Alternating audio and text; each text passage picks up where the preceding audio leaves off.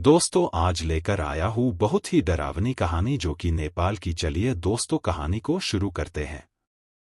नेपाल के एक छोटे से गांव में, जो पहाड़ों के बीच स्थित था, एक ऐसी कहानी प्रचलित थी जो आज भी लोगों के बीच सुनी जाती है। यह कहानी एक परिवार की है जो एक पुरानी हवेली में रहने आया था। घर के बारे में कई अजीब और खौफनाक बातें थीं, लेकिन किसी ने कभी भी पूरी तरह से इसका खुलासा नहीं किया था। यह कहानी एक परिवार की है जो अनजाने में उस हवेली में रहने आया और जल्द ही समझ गया कि वहां कुछ बहुत ही खौफनाक है। यह कहानी उस परिवार के बारे में है जो एक छोटे से गांव के बाहरी इलाके में स्थित एक पुराने और सुनसान हवेली में रहने आया था। हवेली का नाम था घोस्ट हवेली, लेकिन यह नाम शायद उस जगह के बारे में अधिक बताता था, बजाय इसके कि यह महज एक अजीब संयोग हो। जब तक परिवार ने वहां कदम रखा, उन्हें किसी भी चीज का अंदाजा नहीं था कि क्या होने वाला था। परिवार के सदस्य थे पिता, माँ, बेटा और बेटी। पिता अर्जुन एक सरकारी कर्मचारी था जो हाल ही में अपनी नौकरी में स्थानांतरण के कारण गांव में आया था। वे परिवार के साथ नई शुरुआत करने की उम्मीद कर रहे थे, लेकिन घर के माहौल ने उन्हें जल्दी ही डराना शुरू कर दिया। पहली रात जब वे हवेली में रुके तो सब कुछ सामान्य था, लेकिन जैसे ही रात का अंधेरा घना हुआ, हवेली के भीतर अजीब आवाजें आने लगीं। घर के अंदर एक तरह का घुटन भरा माहौल था। बच्चे नींद में चौंक कर उठे और कभी-कभी हवेली के किसी कोने से घिसटने की आवाजें सुनते, लेकिन वे समझ नहीं पाए कि यह आवाजें कहां से आ रही थीं। अर्जुन और उसकी पत्नी सुमित्रा ने इसे शुरू में हल्के में लिया। वे मानते थे कि यह पुराने घर की आवाजें हो सकती हैं और समय के साथ ठीक हो जाएगा। लेकिन रातें और भी डरावनी होती चली गईं। घर में कभी-कभी अजीब और रहस्यमय ठंडक आ जाती, जैसे कोई अदृश्य ताकत वहां मौजूद हो। दूसरी रात अर्जुन और सुमित्रा ने महसूस किया कि कुछ और भी अजीब हो रहा है। उन्हें कभी-कभी घर के भीतर किसी के चलने की आवाज सुनाई देती, जैसे कोई धीरे-धीरे उनके पास आ रहा हो। पहले तो वे सोचते कि यह घर के पुराने दरवाजों और खिड़कियों की आवाज है, लेकिन फिर उन्हें यह एहसास हुआ कि ये आवाजें किसी जीवित व्यक्ति की नहीं थीं। एक दिन सुमित्रा को हवेली के पुराने तहखाने में कुछ अनहोनी चीजों का एहसास हुआ। तहखाना काफी पुराना और गंदा था, लेकिन उसकी दीवारों पर कुछ अजीब सी खून के धब्बे थे। वह डर गई, लेकिन फिर भी उसने किसी को इस बारे में बताया नहीं।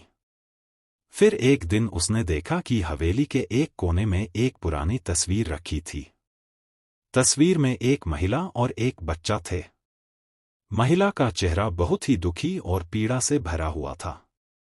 सुमित्रा को महसूस हुआ कि वह महिला किसी भूतिया शक्ति की उपस्थिति से जुड़ी हुई हो सकती है। एक दिन अर्जुन ने निर्णय लिया कि वह खुद तहखाने की छानबीन करेगा। वह रात को सब सोने के बाद तहखाने में गया। जैसे ही उसने वहां कदम रखा, एक सर्द हवा ने उसका सामना किया। अंधेरे में वह एक पुरानी अलमारी के पास गया, जिसे खोलते ही उसे अंदर एक पुरानी डायरी मिली। डायरी में लिखा था, जो भी इस हवेली में रहेगा, वह कभी चैन से नहीं रह सकेगा। अर्जुन की आंखों के सामने अंधेरे में अचानक एक महिला का रूप उभरा, जो उसे घूर रही थी। उसकी आंखों में दर्द और घृणा थी। अर्जुन घबराया हुआ वापस कमरे की ओर दौड़ा। अर्जुन ने यह सारी बातें सुमित्रा से शेयर की और दोनों ने मिलकर एक निर्णय लिया कि वे अब इस घर में नहीं रह सकते। लेकिन जैसे ही उन्होंने घर छोड़ने का विचार किया, वे समझ पाए कि यह भूतिया ताकत उन्हें जाने नहीं देगी। हर रात उस महिला की सूरत और आवाजें उन्हें परेशान करने लगीं। कभी लगता जैसे कोई उनके कान में कुछ कह रहा हो, कभी लगता जैसे कोई उन्हें खींचकर नीचे तहखाने में ले जा रहा हो। यह काली शक्ति दिन ब दिन बढ़ती गई और एक दिन अर्जुन और सुमित्रा को यह एहसास हुआ कि वे इस भूतिया शक्ति से बचने का कोई रास्ता नहीं पा सकते। एक रात जब सब सो रहे थे, वे सब कुछ छोड़कर हवेली से भागने की कोशिश करने लगे। लेकिन जैसे ही वे घर से बाहर निकले, उन्हें एक सर्द हवा का झोंका महसूस हुआ और उनके पैरों के नीचे की जमीन हिलने लगी। उनकी आंखों के सामने वह भूतनी आ गई। वह महिला धीरे धीरे उनकी ओर बढ़ी और एक आवाज में कहा, तुम्हें मेरी जगह कभी नहीं ले सकती हो, तुम सब मेरी कीमत चुकाओगे। फिर उसके बाद हवेली में एक भयंकर तूफान आया और सभी लोग गायब हो गए। उसके बाद से गांव वालों ने कहा कि हवेली अब भी खड़ी है, लेकिन उसमें कोई नहीं रहता। अब वह जगह एक खौफनाक रहस्य बन चुकी है। लोग कहते हैं कि कभी कभी रात के अंधेरे में हवेली से एक महिला की चीखें सुनाई देती हैं।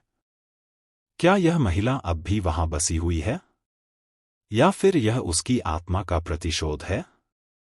आज भी कोई उस हवेली में जाने की हिम्मत नहीं करता।